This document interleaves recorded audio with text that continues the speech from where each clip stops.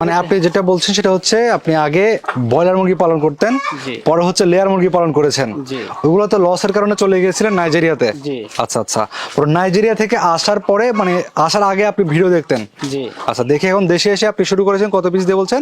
আমি 500 দিয়ে শুরু 500 পিস দিয়ে শুরু করেছিলেন। তখন আপনি মানে জিরো সাইজের বাচ্চা নিতেন নাকি ব্রুডিং করা? আমি জিরো সাইজের বাচ্চা নিতাম। আচ্ছা, নিয়ে নিজে ব্রুডিং করে? ব্রুডিং করছি। আচ্ছা, ব্রুডিং করার পরে এই বাচ্চাগুলো যখন বড় হতো অর্থাৎ মুরগি হতো, এগুলা কি আপনি রেখে দিতেন না বিক্রি করতেন? আমি সব বিক্রি করতাম মার্কেটে। আচ্ছা, বিক্রি করার পরে এইভাবে কত সেট চালিয়েছিলেন? আমি 4টে সেট চালাইছি। আচ্ছা, 4 সেট চালানোর পরে আপনার এই যে বর্তমান সময়ে আমরা দেখতে পাচ্ছি অনেকগুলো প্যারেন্টস রয়েছে, বাচ্চা রয়েছে, এই প্যারেন্টস এবং বাচ্চার আইডিয়াটা কখন মাথায় আসলো?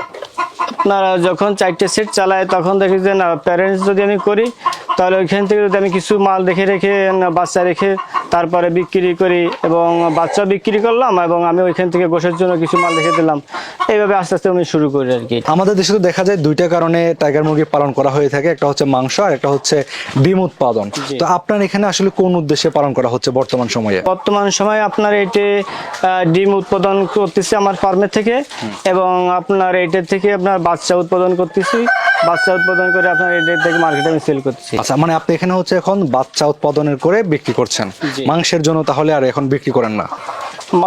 এটাই মাংসের জন্য, আপনার যারা নিচ্ছে খামারিরা সবাই মাংসের জন্য নিচ্ছে। মানে যেগুলো হচ্ছে বাচ্চা দিচ্ছেন ওইগুলো তো পালনের উদ্দেশ্যে নিচ্ছে, আবার কিছু আপনি এখান থেকে মাংসের জন্য বিক্রি করতেছেন।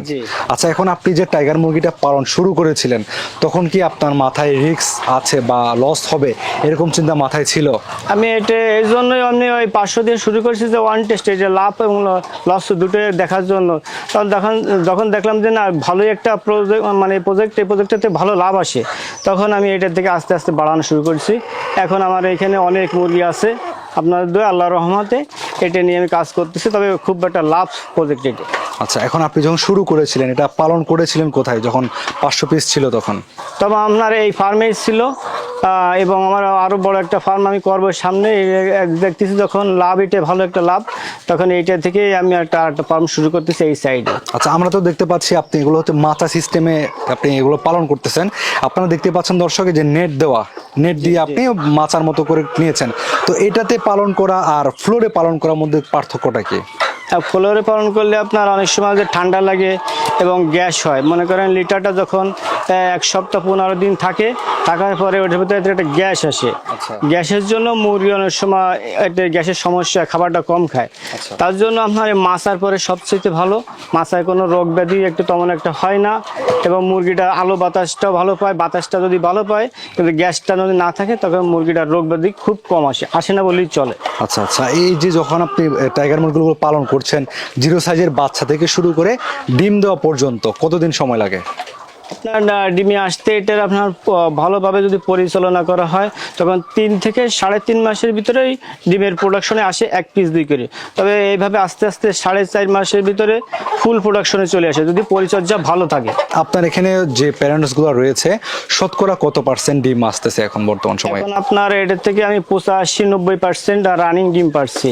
85 থেকে 90 আসে? হ্যাঁ, 85 থেকে 90% আসে। তবে রানিং থাকে আপনার 80% রানিং থাকে ডিম এটে। আচ্ছা আচ্ছা, তাহলে তো আর ডিমের সাইজটা খুব বড় বড় হয়, তো এর জন্য আপনার মুরগিগুলোর সাইজ খুব বড় হয়। আর এই এমনি বড় মুরগিতে একটু ডিমের মানে পার্সেন্ট হিসেবে কমে আসে। তবে এই তুলনায় আপনার এই যে 80% ধরা যায়, এভারেজ 80% থাকে সবসময়। আপনার এখানে সর্বোচ্চ কত কেজি ওজনের মুরগি আছে বা মোরগ আছে? এখানে আপনার 8 থেকে 9 কেজি ওজনের মোরগ আছে। মুরগির ওজন আপনার থাকে, মনে করেন প্যারেন্টসের জন্য কম রাখা হয়। যদি প্যারেন্টসের জন্য বেশি ওয়েট এসে যায় তখন আপনার যদি চর্বি হয়ে যায়, চর্বি হলে ডিমের প্রোডাকশনটা অনেক এবার নেমে আসে, তাতে ওইভাবে ব্যবসা পরিচালনা করা যায় না। ডিমের জন্য করতে গেলে আপনার 3 থেকে 3.5 কেজির ভিতর রাখতে হবে, তাহলে আপনার ডিমের পার্সেন্টেজটা খুব ভালো আসবে। এটা তো খাবার মেনটেনের মাধ্যমে ওজন নিয়ন্ত্রণ করা যায়? এটা খাবারের ভিতরে সবকিছু মেনটেন করতে হবে। খাবার বেশি দিলে ফ্যাট হয়ে গেলে তখন আপনার ডিমের প্রোডাকশন কমে আসবে। আচ্ছা, এখন এই টাইগার মুরগি পালনের ক্ষেত্রে বাচ্চা কেনার টাকা বা বাচ্চার যে দাম এবং হচ্ছে আপনার সবকিছু মিলিয়ে কেমন আনুমানিক খরচ হয় 100 মুরগির ক্ষেত্রে? 100 মুরগির ক্ষেত্রে আপনার 20,000 টাকা আসে খরচ টোটাল। তার থেকে আপনার সুন্দরভাবে পরিচালনা করলে আপনার মনে করেন এর থেকে 8 থেকে 10,000 টাকা লাভ করা যায় যদি ভালোভাবে পরিচালনা করা হয়। তাহলে খুব আসলে বর্তমানে টাইগারটা অনেকটা লাভ এভাবেই যে খাবার অল্প খায় কিন্তু মাংসটা একটু শরীরে বেশি দাঁড়ায় যায়। মাংস বলিষ্ঠ মুরগ, এই জন্য আপনার টাইগার মুরগিটা বাড়তি মানে অনেকটা বড় হয়, তার জন্য খাবারটা কম খায়, ওইখান থেকে টাকাটা বেশি লাভ হয়। টাইগার মুরগি পালন করার ক্ষেত্রে আসলে কোন কোন বিষয়গুলো মাথায় রাখলে আপনি মনে করেন যে টাইগার মুরগিগুলো মারা যাবে না বা রোগ বালাই আসবে না?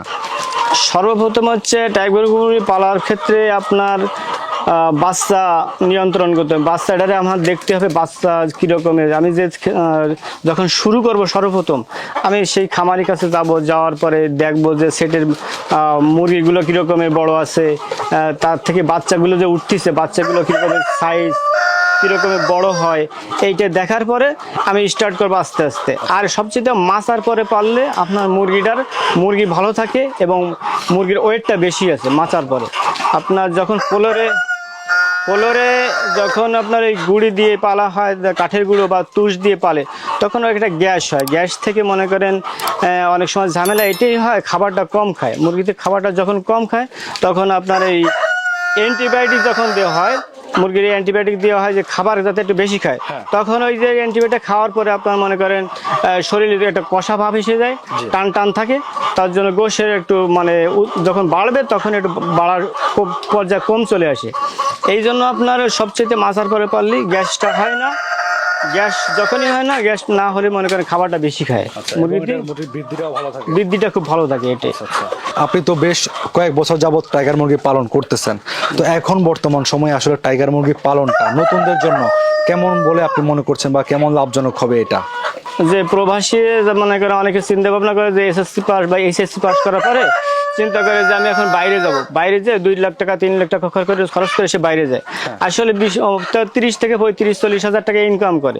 ওই টাকা যদি বাংলাদেশে থেকে আপনার কেউ এরকম একটা ফার্ম করে, তো ওই 3 থেকে 4 লাখ টাকা যদি এর পিছনে খরচ করে, তার থেকে মনে করে 1 থেকে 1.5 লক্ষ টাকা ইনকাম করা একেবারে ইজি ব্যাপার এই টাইগার মুরগি পালন করে। আচ্ছা, আপনি তো আগে নাইজেরিয়াতে ছিলেন, ওইখানে কেমন অবস্থা ছিল? বেশ আলহামদুলিল্লাহ খুবই ভালো ছিলাম। আমাদের ওইখানের আবহাওয়াটা খুব ভালো ছিল এবং পরিবেশটা খুব ছিল। আমি একটা কোরিয়ান কোম্পানিতে ছিলাম, আমাদের প্রজেক্ট ছিল কোরিয়ান কোম্পানি। আচ্ছা, এখন তো ওইখানে যে আপনার একটা আয় আসতো, যেহেতু আসলে আমাদের মানুষের সকল কর্মকাণ্ড কিন্তু আয় ঘিরে, আয় কেন্দ্রিক বলা যায়, তো যে আয় ওইখানে ছিল আপনার বাংলাদেশে এসে আপনি বাসায় বসে পরিবারের সঙ্গে থেকে টাইগার মুরগি পালন করে যে আয়টা করতেছেন, আপনার এখন কেমন মনে হচ্ছে আসলে দুটার মধ্যে? আসলে খুবই অনেকটা ভালো যে নিজের দেশে থেকে আপনার অল্প পরিশ্রমে, ওইখানে আমরা যখন বাইরে একটা লোক থাকে 8 ঘন্টা ডিউটি থাকে অফিস টাইম, তারপরে আপনার ওভার টাইম 4 ঘন্টা করা লাগে। এই 12 ঘন্টা করার পরে আপনার মনে করেন 50-60 হাজার টাকা ইনকাম করা অনেক কষ্টের হয়ে দাঁড়ায়। ওই সময়টুকু যদি কেউ 12 ঘন্টার সময় না 8 ঘন্টার সময় শুধু ফার্মের পিছনে কেউ দেয়, তাহলে এখান থেকে মনে করেন এই 3 লক্ষ টাকা 2 লক্ষ টাকা কেউ খরচ করে ফার্ম করে, তো 1 লক্ষ টাকা ইনকাম করে ইজি ব্যাপার একেবারে বাংলাদেশে বসেই।